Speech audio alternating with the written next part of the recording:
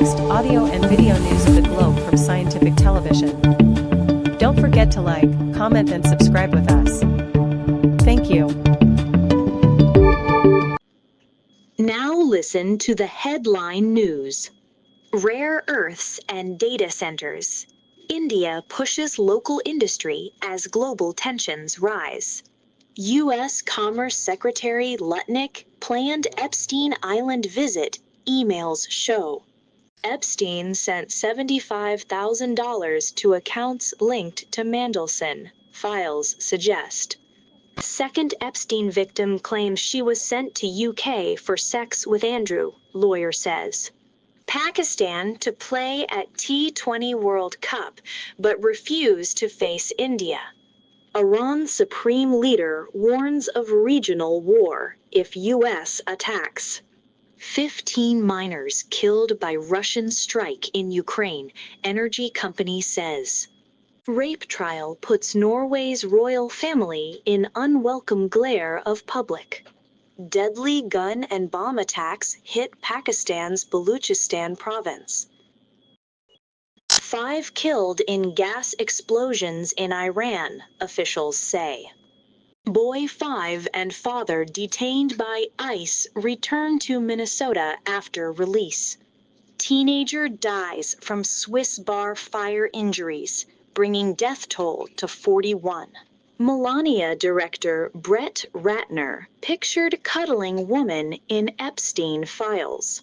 Venezuela release rights activist Javier Tarazona. Israel to ban MSF from working in Gaza over refusal to provide staff list. Now listen to the main detailed news.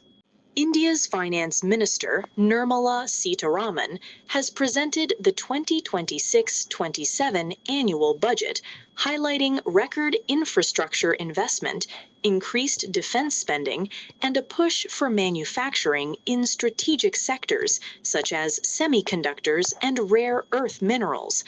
The government projects 7.4% GDP growth this year, though expansion may slow due to U.S. tariffs. The budget stresses fiscal discipline, reduced deficits, and long-term debt control, while markets reacted negatively after higher securities transaction taxes disappointed investors. Newly released Justice Department files reveal emails showing U.S. Commerce Secretary Howard Lutnick planned a 2012 family visit to Jeffrey Epstein's private island, contradicting his earlier claim that he cut ties in 2005. The documents include travel arrangements and friendly exchanges, suggesting at least one meeting occurred.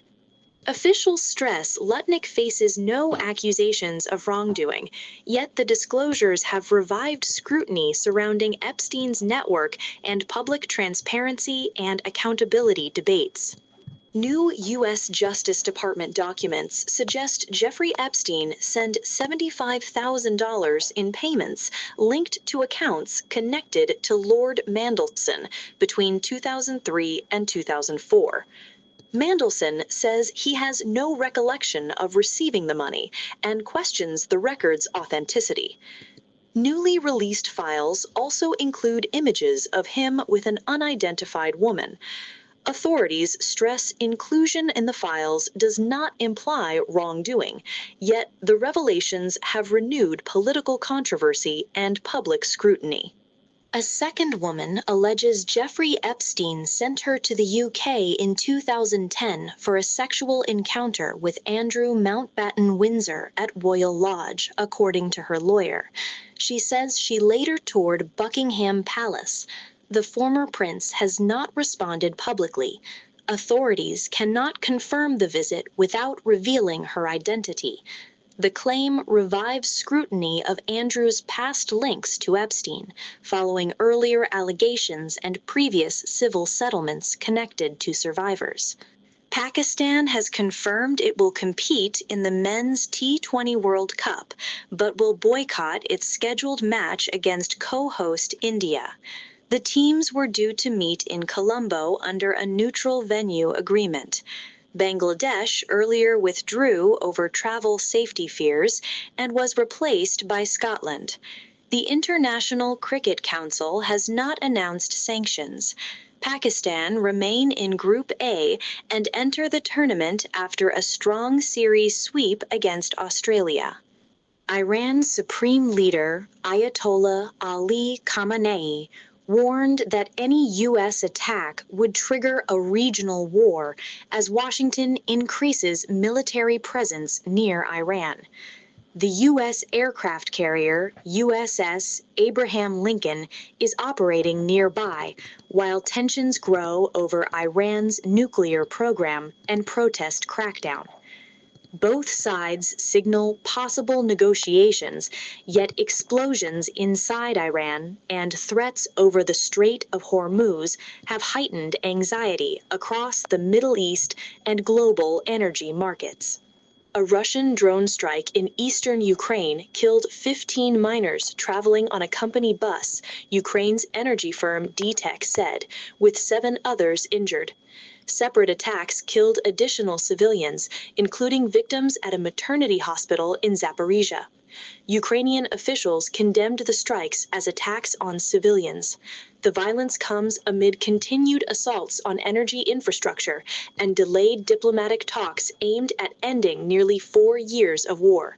Marius Borg Høiby faces 38 criminal charges in Oslo, including rape, assault, threats, drugs, and driving offenses in Norway's most high-profile trial in years. The court has banned photographs, and the royal family will not attend. Though not officially royal, Høiby is closely tied to the monarchy. The 7-week case has drawn global media attention and renewed scrutiny of Norway's royal household during an already sensitive political moment. Coordinated gun and bomb attacks across Pakistan's Balochistan province killed 31 civilians and 17 security personnel, officials say. Security forces responded with a 40-hour operation that left at least 145 attackers dead. The Balochistan Liberation Army claimed responsibility, targeting public places and installations. Authorities sealed roads and suspended services. The violence marks a major escalation in a long-running insurgency in the strategically important, resource-rich province. 2 explosions in Iranian cities killed 5 people and injured many others, with officials blaming gas leaks.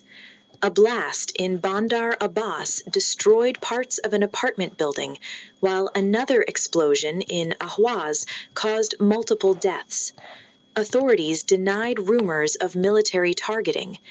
The incidents occurred as regional tensions rise amid U.S. naval deployments and nuclear negotiations, intensifying public anxiety during an already fragile political and security climate.